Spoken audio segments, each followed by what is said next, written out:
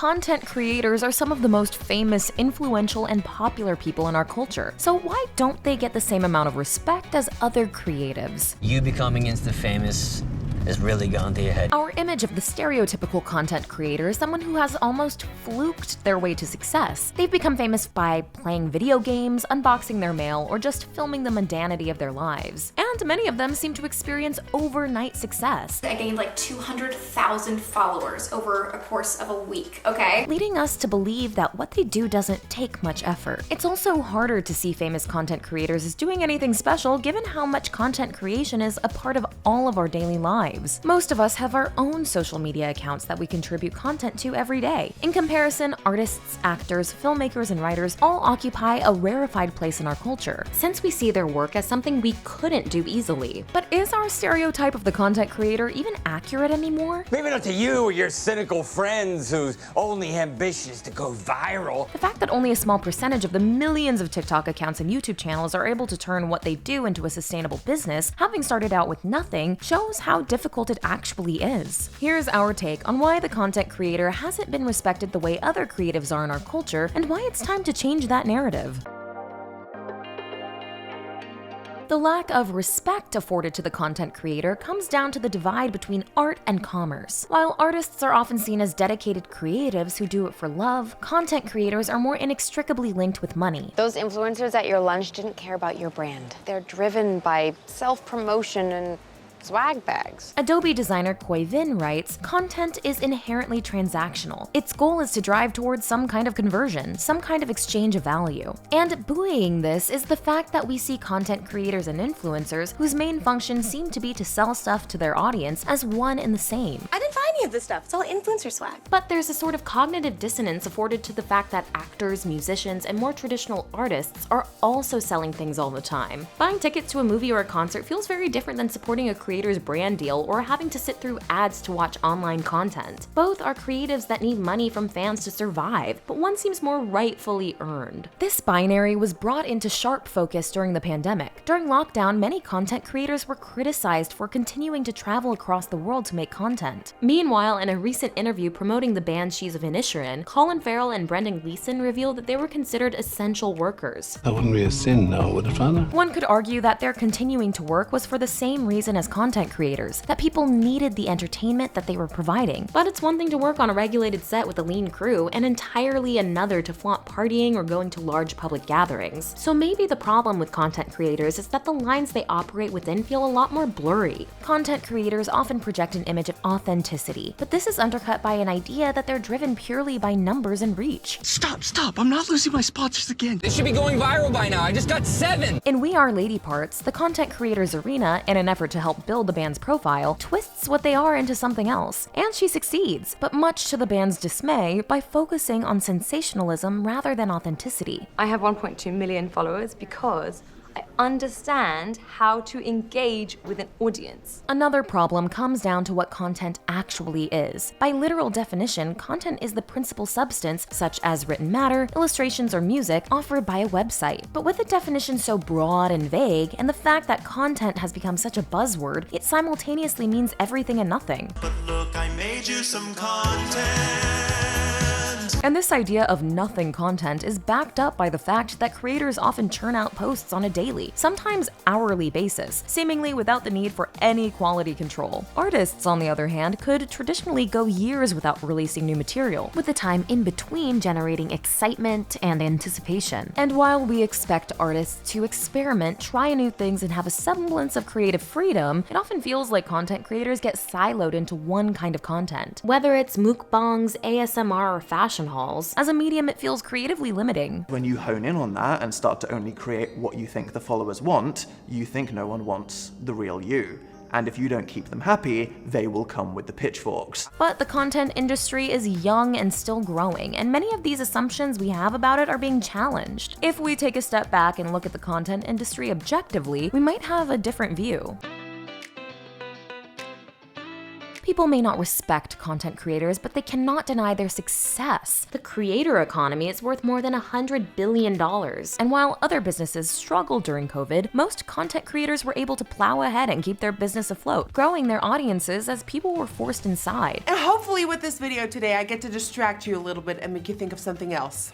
Something other than the mess that's happening outside. Their objective influence is solidified even further when we look at the viewing habits of younger generations. A study from TechCrunch found that by June of 2021, kids between the ages of 4 and 18 were spending an average of 56 minutes per day on YouTube and 91 minutes per day on TikTok. Another study found that young adults spend more time browsing TikTok than consuming broadcast television. And these platforms are changing and defining what kinds of content our society is watching as a whole. During the pandemic, we saw a gravitation towards feel-good, short-form content. That hasn't waned, undoubtedly thanks to the rise of TikTok. This week has been very emotional, tense, a lot of adjectives, okay? So I thought, let's make a breakfast sandwich together. But perhaps the most shocking revelation that also affirms their reach is that content creators are getting the most eyeballs from our youngest when it comes to news and information. A recent study revealed that over half of teens prefer to get their news from influencers over traditional news organizations. Something very strange is happening with Elon Musk right now. This hasn't gone unnoticed by our most powerful. In fact, it's been capitalized on. At the start of the war in Ukraine, Joe Biden briefed 30 high-profile TikTok creators on the conflict as a way to communicate directly to young people and combat the misinformation that often runs rampant on the platform. They acknowledge that this coverage imbalance exists for crises throughout the world and encourage us as content creators to use our platforms to highlight different issues as they arise. Despite this rising influence, there continues to be a push and pull over how legitimate content creators are, and whether or not their influence is a good thing. Many high-profile content creators have been in significant hot water over the content they create. Logan Paul was quote-unquote canceled for filming a dead body for his channel. Gabby Hanna was called out for live posting through a manic episode in which she made racist and transphobic comments, and Andrew Tate has managed to build a huge profile off the back of some seriously toxic, misogynistic content. Disloyalty is the most disgusting thing a female could ever do to her man. But are you loyal? Let's not pretend that male loyalty and female loyalty are the same thing. And yet, this kind of controversy seems to sell. YouTube's algorithm is almost expertly designed to prioritize clickbait-worthy videos, which has brought about a crisis of ethics for the creators who want to see success on the platform. So it came out that you faked a very racist social experiment. Just trying to make something shocking and create controversy, and that's what it did. Many of them have been accused of manufacturing drama for the sake of clicks and views, like Jake Paul and Tana Mongeau's infamous wedding, Sam and Naya's miscarriage, or when I'm Jay Station actually admitted to faking his girlfriend's death to get more subscribers. Not the first to break the fourth wall, mukbang creator Nico Kato Avocado attempted to pull the curtain back on the industry as a whole with one of his more notorious manufactured incidents. This has been the greatest social experiment I've come to know. And it makes sense, as prank videos, influencer drama videos, and in turn drama commentary videos are some of the most popular types of content on YouTube. It's become so pervasive that even the apology video that normally follows these controversies is an expected opportunity for views. They're not actually crying in these moments. These are artificially engineered emotional outbursts. And they didn't bring tissues. It's so obvious. So many content creators have been through this cycle of controversy, potential cancellation, apology, and back online that it's hard to keep tabs or keep up, which once again brings up the question of authenticity. Perhaps we don't respect the content creator because we feel like we can't trust them. I've made a severe and continuous lapse in my judgment. The goal with my content is always to entertain, to push the boundaries. This inauthentic content creator personality has become so popular that it's been satirized in our movies and TV shows, further cementing their image as a joke, not to be taken seriously. From the innocuous albeit empty Instagaze on the other two. Yeah, but like, what do you do? Like, I'm an actor. Oh, I do inspiration. Kobe's more like lifestyle. Yeah. I'm religious, kinda. And I used to be fat, but now I have 2 nieces. To the murderous protagonist in Spree, who is so desperate for followers, he live streams himself killing people to get attention. If you're not documenting yourself, it's simple. You just don't exist. And as satirical as it may be, it speaks to the image our society has of the content creator. They're all just vapid, click-hungry hacks willing to do anything for the views. But do all of the high-profile troublemakers that undoubtedly inspired these characters give us a right to criticize the industry as a whole? Or is there something deeper about content creators that still makes people wary? New art forms are often criticized as they emerge because of the way they disrupt the creative ecosystem. For a long time, video games weren't seen as being on the same level as other art forms, and were even blamed for antisocial behavior and rising criminal activity. But now you're more likely to see video games treated as a legitimate art form in their own right, in conversation with other art forms, rather than in competition with them. With more than 100 million copies sold, Minecraft has become more than a game. This game has become an artistic medium. Content and content creators are undergoing a similar process, but what's different is how content creators have disrupted other industries. There's now an almost unspoken understanding in pop music that in order to make a hit, you need to write something that works on TikTok. Musicians and artists are now also expected to become de facto content creators to effectively promote their work. But this shift towards content creation being a necessary part of the industry hasn't been so easily accepted. Artists like Halsey, Charlie XCX, and Florence and the Machine have all publicly complained about how their music is essentially being held hostage by their labels until they go viral on the app. If I wanted a huge viral moment, I could make one happen without having to fake it.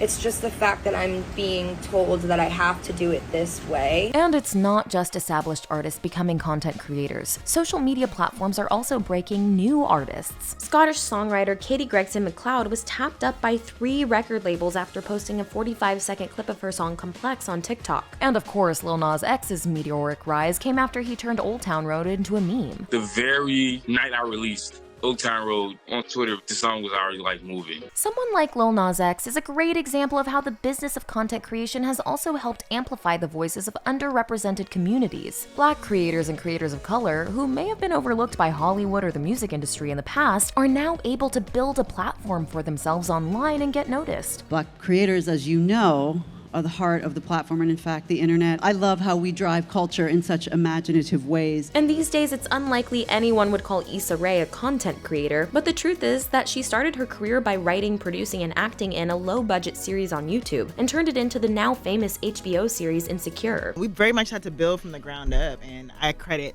for sure the viewers of this show, of Awkward Black Girl, for the reason that I have a show on HBO now, for sure. So if we want new, but more importantly, diverse artists in our creative fields, then content creation seems to be a necessary vehicle. At the same time, content creators are breaking out of their own boxes more often now. People like KSI, Addison Rae, Logan Paul, Chase Hudson, Bryce Hall, Lily Singh, Lucas Cruikshank have all since branched out into different projects and art forms, sometimes to the public's dismay. Addison opened up about how challenging it was for her to transition from TikToker to actor, as she told Elle, quote, "In the industry, when you come in, you get labeled as one thing. People like to keep you there." There's an irony here in that these content creators who have made it on their own are criticized or disrespected, while numerous actors and musicians who benefit from nepotism and family connections seem to get more of a free pass. While Nepo babies do find themselves under a magnifying glass of their own, people like Maya Hawke or Maude Apatow, who've emerged in the past few years to become stars in their own right, have undeniably had a leg up, one that content creators certainly haven't. It might feel strange to some that the lines between what we once considered legitimate artists and content creators are being blurred, but art always has been and always should be constantly evolving. And if we want new voices in our creative industry, then the rise of the content creator is giving us just that. As a creator on this app, there are certain people that I genuinely look up to as other creators. It is not easy to be creative and witty and original every single time. The truth is that for younger generations, the distinction between actor, musician, and content creator feels pretty nebulous. Whereas for older folks, they may have to reshape how they think about the arts to incorporate these new ideas. Also, given that we've all sunk countless hours into social media, there's undoubtedly going to be a little bit of jealousy that some people have done exactly the same, but turned it into a business. I am here and I'm making more money than I've ever made